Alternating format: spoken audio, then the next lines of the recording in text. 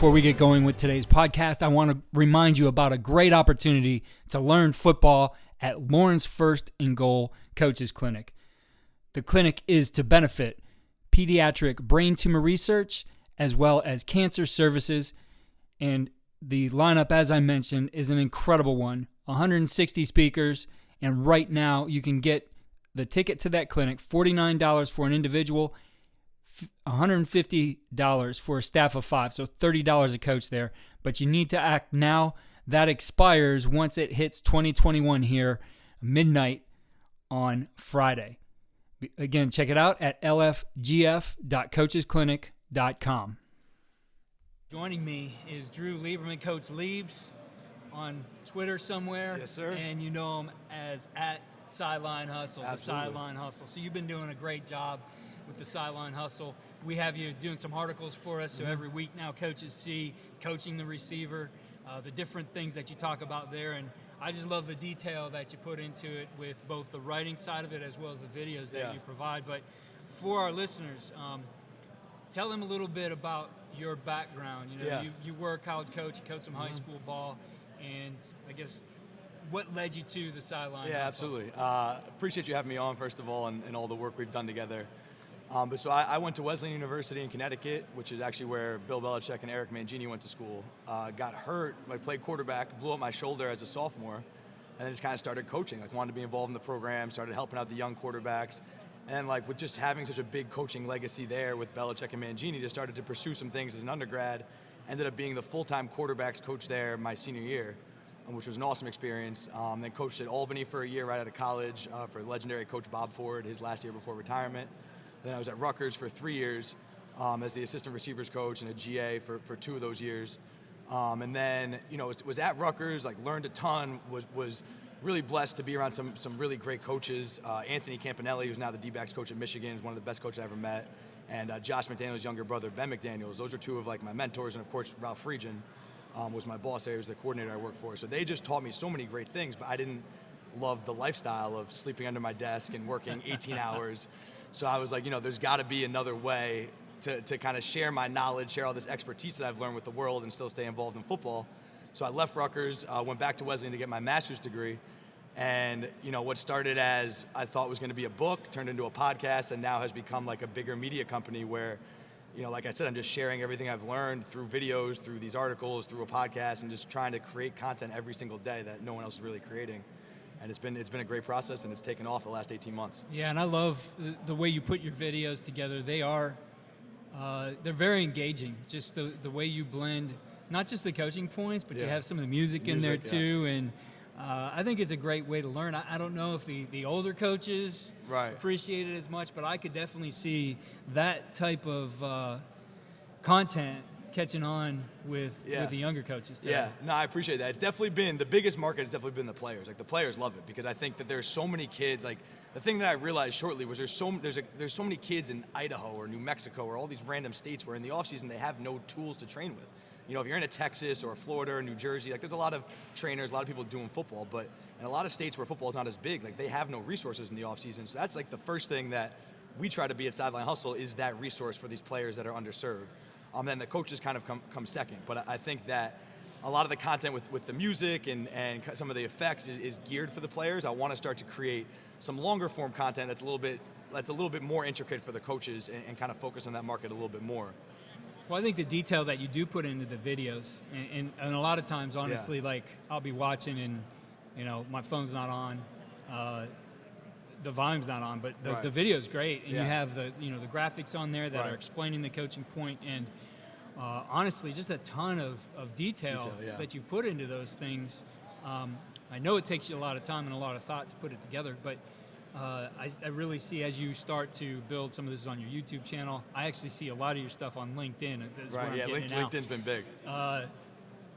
You know, what direction are you going with this? Because I mean, I do see, you know, something with what you're doing, the detail you put into it, that could be a great resource for coaches as well. Yeah, I think I want to try to cover everything. I mean, like, I was lucky enough to learn from, you know, like I said, those 2 guys at Rutgers, where the only way I learned how to coach receivers was with a ton of detail. And I think that receivers are one of the most undercoached positions in football. I think a lot of guys just want you to be an athlete or get open or get out of your break faster, all these vague terms that don't really help a kid actually do that.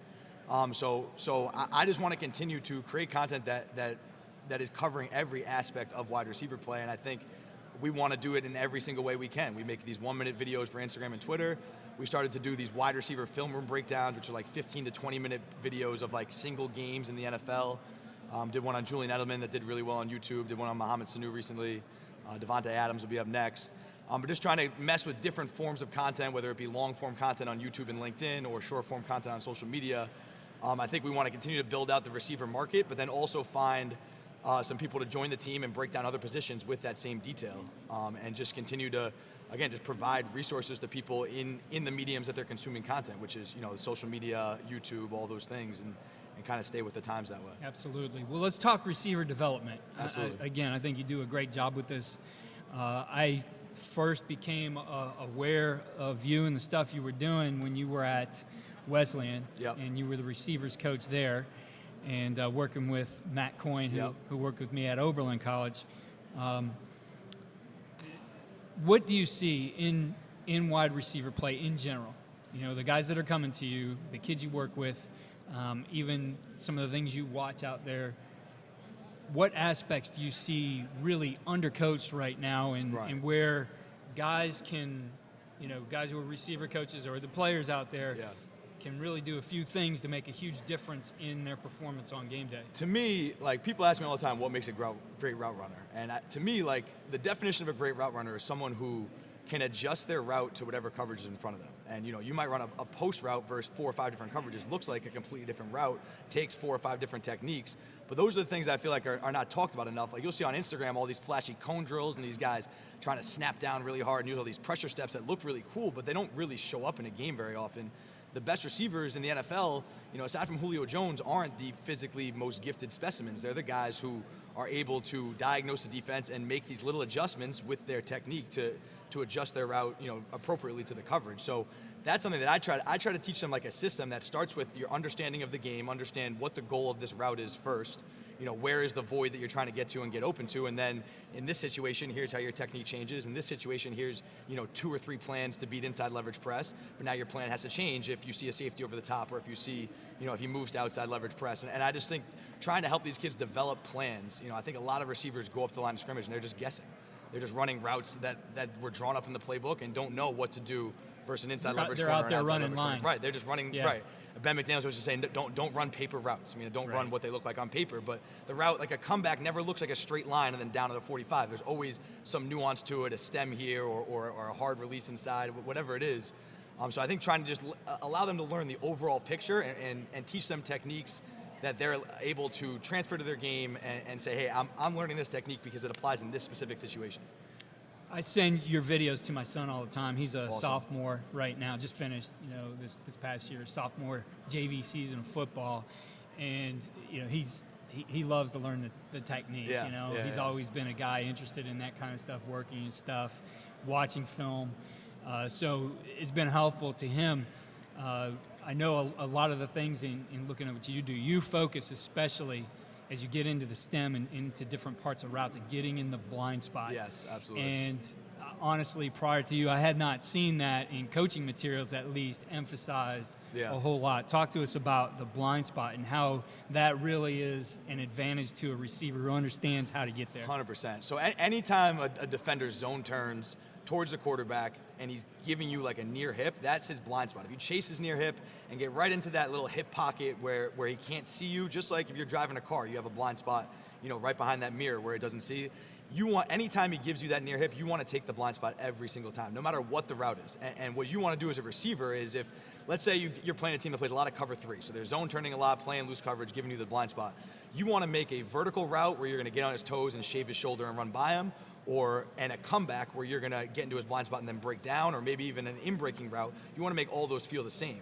That way the DB has no time to react, has no idea what's coming, and to do that, it's getting into that blind spot every single time, being religious about it. It's got to become second nature, that you see a near hip, you chase it, you get in his blind spot, it's second nature, it's non-negotiable, and then from there, you're going to break in his blind spot, and as a receiver, I think what kids don't understand is, you always have the advantage as a receiver. You know where you're going and the DB doesn't, like just very, very simply. So you always have the advantage.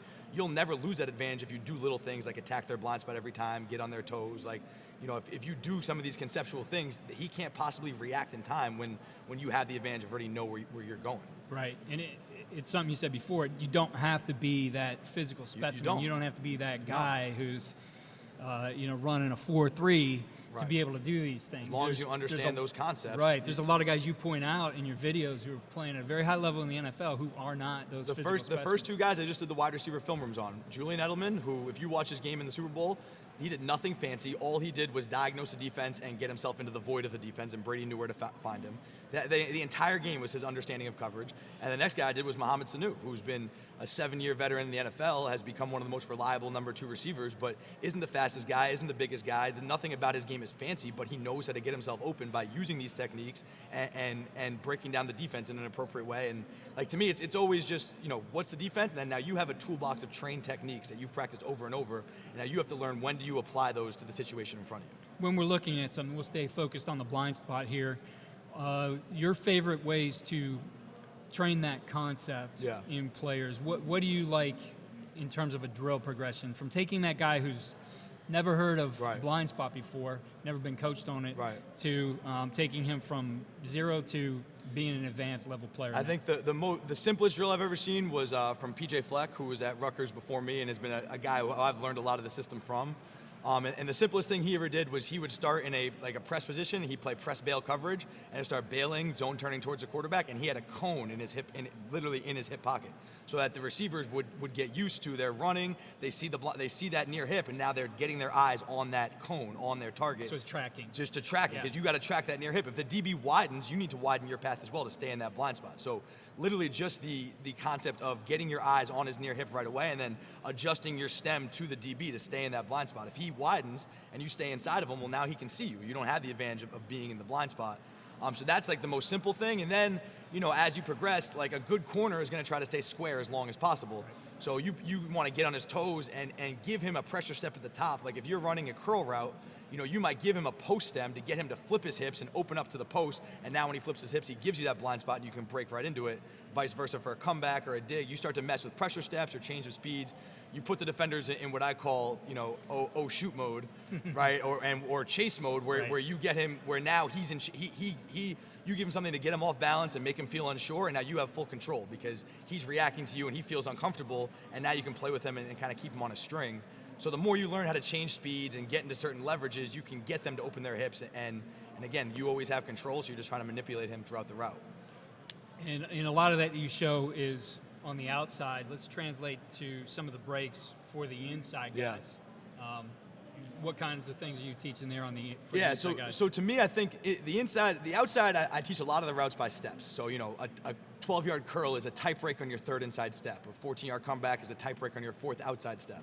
So you can it's kind of more easier to teach on steps. In the slot, it's more about matchups. It's more about the concept of attacking the defender's leverage over you. If he's inside leverage, we want to attack him inside, understanding that a defender is going to align inside or outside of you for a reason to protect that area of the field. So the first thing you want to do is attack that area, make him feel uncomfortable, and then close the space and get on his toes. Like I think a lot of slot receivers, they see a defender standing at 6 yards and they cut their route short to 4 yards because they don't want to make contact. But now you're giving the defender a 2-yard buffer to react and make a play on the ball. If you close the space and you're right on his toes when you make that break, he has no time to react.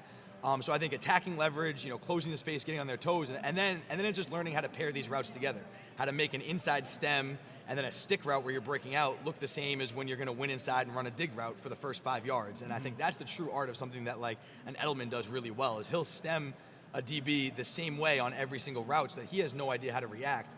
But I think it's much more of a kind of conceptual understanding of how to find voids in the defense in the slot, whereas the outside is much more of like practicing specific footwork patterns. Right. I think you have to be a little bit more fluid in the slot, a little bit more reactionary in the slot. And it takes just a little bit more understanding of the defense, not so much set in stone, because a lot of moving parts. You could have a safety roll down over you. You could have a linebacker bump out. That linebacker could pressure, and now the safety comes down. The picture is generally a little bit more clearer on the outside, and it's a little bit easier to teach some concrete concepts out there. Absolutely. I know you focus a lot on winning at the line of scrimmage, so you see a lot of your outside guys especially with that press type of coverage. you'll see that now a lot, with the quarters coverage today, or that guy who's singled up on his own as a way to disrupt him, that he's going to get pressed and they're going to cross key number 3 on the other side. So it's definitely worth spending the time. You don't, again, have to have that necessarily always that dominant guy as your single.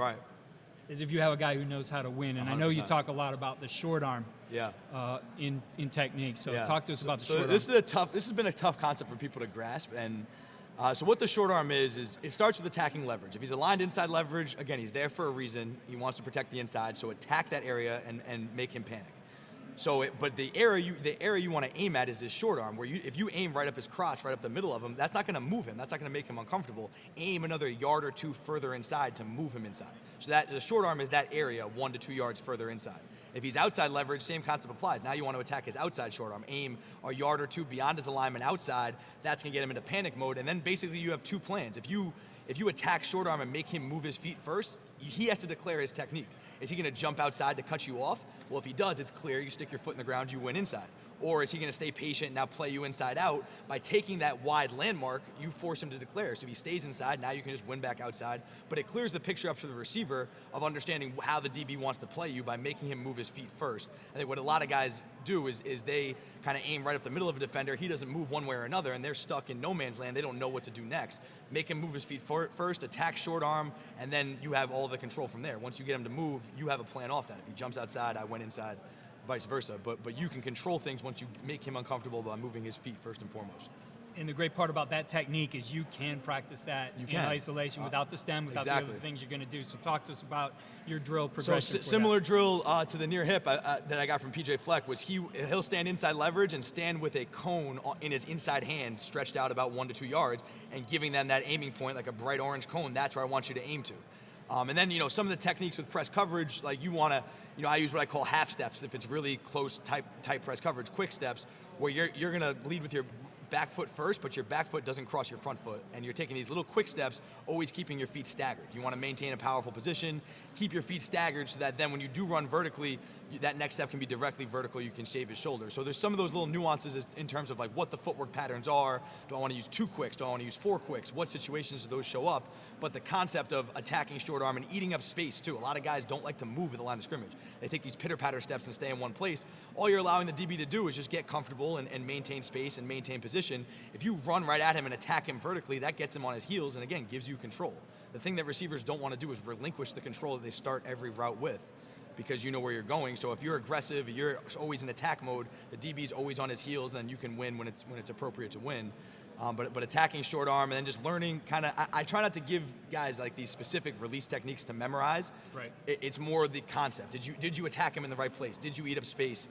Did you do some of these overall concepts that we talk about? And then I'll coach up the footwork and what those nuances can be on film. But I want to make sure they understand what their plan is built around, which is around those core concepts. Right, and it's a little bit of a different approach than I think you see in a lot of places, in a lot of systems. The guys are teaching their offense that they might teach 1 or 2 specific releases right, that don't necessarily address all the nuances of what 100%. That defensive back is going to do. And you see those guys now, I mean, they're doing a lot to disguise that coverage. Yep. They're doing a lot to take away your advantage. Exactly. Where you can't just prescribe that this is what it is, that you need those guys to be able to diagnose. And I know one of my favorite articles, or the first one you gave us, was your pre-snap routine. Yeah.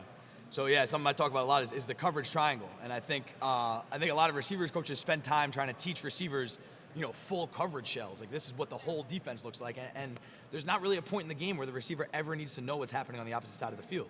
So I tell them to look at their coverage triangle, which is the cornerback, the linebacker, and the safety closest to them. Those 3 guys form a triangle, and their relationship will often give you indicators as to what the coverage is going to be. If it's a 2-high coverage, you can't tell if it's quarters or cover 2. Well, look at the safety. If he needs to play a deep half player, he's got to start to widen and get outside the hash at some point before the snap for him to get over the top of number 1. That linebacker inside, if he's going to be a flat defender in quarters, he better start to get pretty wide, and so he can go out there and buzz outside of number 1. A lot of those indicators will show up now. If he's trying to play in the middle of 2 and 4, but he's going to be a hook to curl player, he's going to start to creep inside now and play with inside leverage. So some of those little indicators can help you. I think what you don't want to get caught up in is looking at corners. Corners can lie to you. Yep. Corners can play cover 2 from inside leverage and then jump outside. They can give you a lot of stuff that's going to lie to you, but that safety is going to give you all the answers. And then if he's a little bit confusing, look at the leverage of the linebacker, and that guy should really tell you what it's going to be before the ball is snapped. But you never need to know, is it cover 4, is it cover 6, is it cover 2? You need to know what's happening on your half of the field. And especially for outside guys, really all you need to know is it press or is it going to be loose or cover 2 because of your conversions. You know, a lot of routes convert versus press or 2 and then stay on versus loose. Like a lot of times that's all you need to know on the outside just to know, is this route staying on or is it not? That's, I think, something that's key. I would teach it all the time, coaching quarterbacks. Yeah. Just indicators. Exactly. I talked about the coverage indicators for them, and most of the time, with the teams we would play, it was the boundary safety. Would be telling us everything on every play, and that's what Ralph Friedgen always used to say, that the boundary safety holds the keys to the test. Yeah, and we would just false cadence him all the time. Do things to get him to show what he was going to do. So then gave the tools to the quarterback to make those adjustments. I found and I don't know, this goes into, you're a technique guy. I love what you're doing. This goes into scheme a little bit, but as I found in running, the no huddle offense. That we were best when I made those checks stay on the field with the quarterback, because as soon as he did this, defense they could change doing exactly that. Right. They were changing and come back to something different, and now he has to get his indicator and do it all over again. Whereas he could make a few calls or hand signals, change whatever. Usually it was he could change one guy in a route if he needed to and attack that, or potentially shift his protection, and I would put that all in his hands. The older guys, at least. We had some sophomores that we'd still kind of put that on the center, but we always felt good then that guy, knew where he was going to see his window in the protection. And I tell him all the time, like, I'm trying to turn this into a 7-on-7 for you. So if these guys are sliding this way and this guy's that way, you got a nice window. Let's make sure we're bringing routes into it. So from a scheme perspective, what are some of your favorite things? I know you had a lot of input into the offense at Wesleyan when you were there. I mean, my biggest thing is to keep it simple, especially so I've run the last 2 years at Wesleyan and then at Don Bosco Prep this past year. We've run a bit of like a spread RPO system. And my biggest thing in systems like that is just to take what the defense gives you. Like I'm the biggest fan of throwing a hitch versus loose coverage. And so many like Division III high school systems, they give you that all game, but coaches like try to get too cute and do all this other stuff. Like if you can put your best receiver into the boundary and throw him a hitch over and over and over, and you can get that guy to draw 2 defenders. Like we had a kid who was an All-American at Wesleyan. We would throw him loose coverage, hitches, outs, slants, I remember seeing him over and over. And then eventually it forced teams to play cover 2. And now you've taken, from a scheme perspective, you've taken control of the full game. When you're forcing the defense to take 2 or 3 guys to cover 1 guy, well, now you've got 3 receivers to the field in a 3-by-1 formation that have a numbers advantage. Or now you have a 2-high shell and only have 6 guys in the box and you can run the ball because that boundary receiver has 7 catches on hitches and is picking up a first down every time. They have to do something to take it away, just on something simple. So that's something I've been a big fan of, is kind of if you have that stud boundary receiver, just give him these quick, easy passes and let him do work with the ball in his hand. And then that will often, unless a team is willing to play him one-on-one for the entire game, that's often going to force their hand to make some major coverage adjustment that then you can react off of and start throwing it back to the field and start getting other guys involved. Kind of working backwards how I usually do this podcast. We kind of talk usually beginning, philosophy and how do you build your culture in it, and then we get into scheme and then in technique. And we've gone the opposite today, which is fine. I think with any position group, there's certainly the culture of your team, but then there's the culture of the position. In coaching receivers, what were the pillars of that culture that you need out of your guys for them to win on the field? I'm not saying you're taking away from the team culture, because those guys are aligned with that, but you have to have kind of your subset, your subculture within your room. What kind of things do you believe in? So the things that we've always been built on is the receivers that play for me are always going to take pride in being the toughest guys in the field and the hardest working guys in the field. And once we set that expectation, I was at Wesleyan my first year, and I kind of looked around the room and I was like, wow, we have so much talent here, like an unbelievable amount of talent. But they didn't have anything to believe in. It's a D3 school where you kind of had GAs who were their coaches. They had a revolving door of coaches. So they didn't have like an identity or something to empower themselves with. So I got there and I was like, guys, this is wide receiver you. And I was a little cocky, but I wanted to give them something to rally around and give them something to build confidence. And I was like, but if we're going to call ourselves that, so they change it to WRU. And that's kind of what like anyone I've coached is kind of the family we've built is WRU. But if you're going to call yourselves that, you better, come to work every day and live up to that expectation. If you're going to have the audacity to come say, hey, we're wide receiver you better work like that, you better train like that, you better be a leader like that, and let's set the highest expectation possible. And that's going to make a lot of people angry. Like even people on our team were upset. Like who are you to come in here and call yourselves WRU? But I just wanted to give them something to rally around and set the expectations so high that they had to challenge themselves to meet that every day. And there was a period in an off season where I just wasn't happy with their effort, with their consistency in the workouts. And I was like, I don't want to hear you guys call yourselves WRU again, like until we've earned it. But I think setting that expectation so high, giving them, every kid from a, 16, 17, 18-year-old perspective, they love to have that label of, hey, we're wide receiver you. So I think it was something the kids really bought into, but then it really set the tone of, all right, we're going to call ourselves the best. Let's work like that every single day. And I think the first thing is just toughness. And to me, what I've always told them, the definition of toughness is showing up every day with a great attitude and with great effort, and having the consistency to do that every single day, to be accountable to your teammates. I use the Theodore Roosevelt Man in the Arena speech a lot, where that one. Right, it's on my desk. Yeah, 100%. And it's the first page of my receiver manual. And you're going to show up every day and you're going to fight with your teammates in the arena. I don't care if you drop the ball. I don't care if you run the wrong route. I'll count on myself to get you right and coach you up. But you better show up every day with maximum effort and be the toughest guy on the field. That's non-negotiable. And then from there, you can build the blocks of everything else. I think once you buy into being the toughest, the most committed group, then you can put pressure on yourselves to, hey, we're going to learn every nuance of every route. We're going to study every ounce of film we can, because everything you do is working at that level of, I want to go out on Friday or Saturday nights, call myself WRU. Well, then I better live up to that, Monday through Thursday in practice. Absolutely. I know you get some neat opportunities now with what you're doing, and I applaud you. You appreciate it. You made a leap of faith into this, and I know you're starting to see this pay off, and you're getting the following you want. You've been to some neat places here. Absolutely. I know you're at Senior Bowl, you're at Super Bowl. Yep. You're here now at USA Football's National Conference. What have been some of the great things you've picked up just this offseason that you see you're going to work on and develop into some of the things that you're doing? So the biggest thing for me, I was a football coach for 8 years before I started Sideline Hustle, really for 7 years. Next year will be my 9th year. But so the football part of it kind of comes easy. At this point, I've been blessed to learn from some great teachers. I've had my own room now for 5 years. So as far as the technique and the kind of the core concepts I want to teach, I feel comfortable with that. The thing I'm learning now is the business development. How do I grow my personal brand? How do I make the content better? It's all those things that I taught myself how to make these videos by watching YouTube. Mm-hmm. I produce my own podcast. I taught myself just by watching YouTube videos. So every day is a learning process for me for the business development side and kind of the technical aspects of how to improve the content. Nike flew me down to the Super Bowl in Atlanta, and I was around some really awesome YouTube content creators. There's a couple kids that have 1 million subscribers on YouTube, and the biggest thing I learned there was that they are the face of their brands. That what I've learned is that Drew Lieberman needs to be more of the face of Sideline Hustle rather than this brand. I don't want to be ESPN where it's this brand known for sports, for wide receiver technique or football technique. I want to get people to buy into my personality, my coaching style, and then kind of build it out from there, because I think that's the most successful way to just grow the brand and become a more marketable asset as far as trying to find sponsorships, trying to find brand deals. I think if it starts with me first, and there's not a lot of coaches branding themselves that way, so I think it's a really unique opportunity for me to stand out. I think the content is really good and the following is there. We have a super engaged audience, but I think people need a face to rally around and not just a logo. And right. That's a big focus for me this offseason, is getting myself out there more.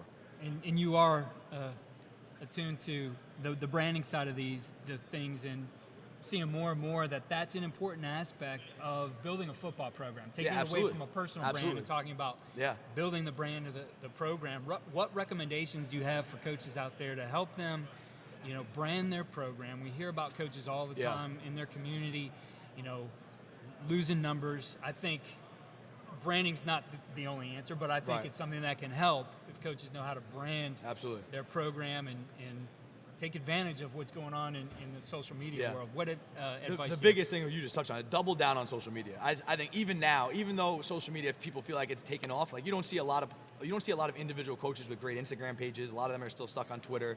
You don't see guys even though the Snapchat phase is kind of come and gone, it's not as big with the kids now, but you didn't really see a lot of coaches taking advantage of Snapchat. To me, you want to be an innovator in every new platform that comes out. Find a way to produce content native to that platform. So find a way, if I'm a football program, find a way to come out with a weekly 10-minute vlog. Even if you're in Alabama, you should come out with a daily 10-minute vlog on YouTube. document your day of the training process, of the coaching process every single day. Give fans an inside look, and then find creative ways to create 1-minute content on Instagram, on Twitter, in this short form style. But what a lot of guys try to do is just create one piece of content and put it out on all platforms.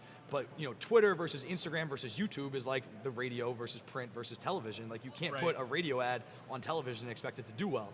You have to make content that's contextual to the platform. And I still don't think that, really, aside from like the top programs like in Alabama who have, they had the training day series, they had all this stuff, like a lot of the high school Division III, Division II programs, they aren't branding themselves native to each platform, and they're not doing enough. I think you should have a whole team of social media guys. Right. Like, you don't need to have a radio show anymore. Develop a podcast. Like, why are you limiting yourself to a regional audience that people can only listen to at a certain time? Why wouldn't you have a podcast that anyone around the country can download? Yeah. That can be downloaded at any point, but there's not a lot of coaches with podcasts. No, and I think it'd be good just for an athletic program, 100%. Your football program, to 100%. share those things. People want to hear what's going on. I think today you got to be transparent with everything you're doing, absolutely. and this is a great way to let everybody know about what's going on in your program. Yeah. I was just talking with Ryan McCartney, who runs Swarm Football Chat here, and he made a point that make sure on your parent meeting day that you're sharing everything you do with what you're doing to promote player safety and those kinds of things. And I said you got to take advantage of the platforms out there as well, that you got to harness technology. Mark Solis, who's going to be here, Mark's been on the podcast several times, coach at Olentangy High School in Ohio near Columbus, has a student team who does all his social media. Yeah, that's awesome. They put that's it cool. together. I like and I know you have to, you got to train those guys up. Yeah. You got to make sure they're putting the right things out there and monitoring a little bit. But, when I think of, again, how the game has advanced, when you think about how did we used to involve students before, they were the ball boys, the water boys, they were team managers, they were picking up stuff. Well, now you can harness some of the knowledge that these kids have. You said I'm at the Super Bowl with kids who have YouTube channels. Exactly, right. Like, they're out there. Those kids are in your school. 100%. Give them a direction, just like we do with our football players. Those guys could go a bad direction with what they're doing on social 100%. media. Let them do something positive, and the thing is, they could turn it into a career. The big programs now are hiring those positions. Exactly, and I think a lot of coaches too use the excuse of like, oh, I'm too old for social media, I don't understand it, or our market's not there. They find these excuses not to use it. But like, even if you yourself, as an older head coach, don't understand it, find a group of kids that you can entrust and empower to run it for you. Like, you can't nowadays not have a presence on social media. Right. And I even look at the way it's affected like my training business. I train receivers. And just from putting out all this incredible content about receivers, I have so much more demand than I can possibly deal with for kids who want to come work for me. It would be the same effect with a program that if you are known as if Kansas State football is known as the program that puts out the best receiver content, you're telling me that more high-level receivers aren't going to want to go play there? Right. And if you do that for each position in your building, if you're a D3 program and you get each coach to post daily on their position and prove their expertise and show their passion for the sport, you're telling me that more kids aren't going to want to play for them? But the problem is they're still putting out newsletters on email, which kids don't open. They're still on these radio shows. Don't open either. Parents don't open either. Like, I don't think that coaches have caught up fast enough to what the times are. Like, kids spend, half their day on Instagram and on YouTube. If you have a presence there, your brand is gonna be elevated in their minds, and you're gonna increase awareness. I just think it's gonna take some time for guys to catch up to that. Yeah, it's harnessing the people around you. Yeah. You do have the resources at your school. You do. Whether it's the students, they might be guys on your team who want to do that. Though I don't know you'd want to get guys involved in season on doing too much of that. But you have to take advantage, and I think it's a tool you can use to build your program. Absolutely. Certainly today. Absolutely. Well, Drew, it was great catching up with you here. I'm going to doubt. let you get around and see some things here. What are you looking forward to seeing here at National Conference? Just excited to network with some coaches. I didn't make it to the coaches convention this year because I was actually out in Colorado training Juwan Winfrey, a kid from Colorado, for the NFL draft. So I haven't been around, a lot of coaches in a while. It's just excited to network and excited to see some of the newest products and see the innovations, in the exhibit hall and all that stuff. Just, excited to be in the warm weather too, especially. Yeah, that's always good. It's great to have you here. I'm glad you made it down for our listeners out there, so they can follow you on your different social channels. Give them your content. So on Instagram's our biggest platform, and then Twitter at Sideline Hustle. Instagram has all of our content each day, and then Twitter is where I'm having a lot of conversations with people in live time. And then the YouTube channel has really been blowing up recently, and I'm creating a lot more long-form content, like 15, 20-minute NFL breakdowns, Also showing you guys some of my NFL training sessions with the NFL receivers I train. That's great stuff. Yeah, like narrating that and providing coaching points just so you guys can just take those drills and apply it to your game, or if you're a coach, add that to your routine. So on YouTube, just search the Sideline Hustle, and then Instagram and Twitter at Sideline Hustle. Those are the best places to find us. Awesome. Well, it's great having you here, Drew, and can't wait to read your next article. I appreciate coming it. out every Friday. So no doubt. Appreciate it, man. All right, thanks, bro. Yep. Thank you for listening to the Coaching Coordinator Podcast. Be sure to get your ticket to Lawrence First and Goal Coaches Clinic at lfgf.coachesclinic.com. Remember to save money by getting the early bird ticket, $49 for the individual, $150 for staff of 5. Get together 5 of your coaching friends and save some money there as well. Again, it supports a great cause. Follow me on Twitter at Coach K. Grabowski, and find our show notes, articles, and more at coachandcoordinator.com.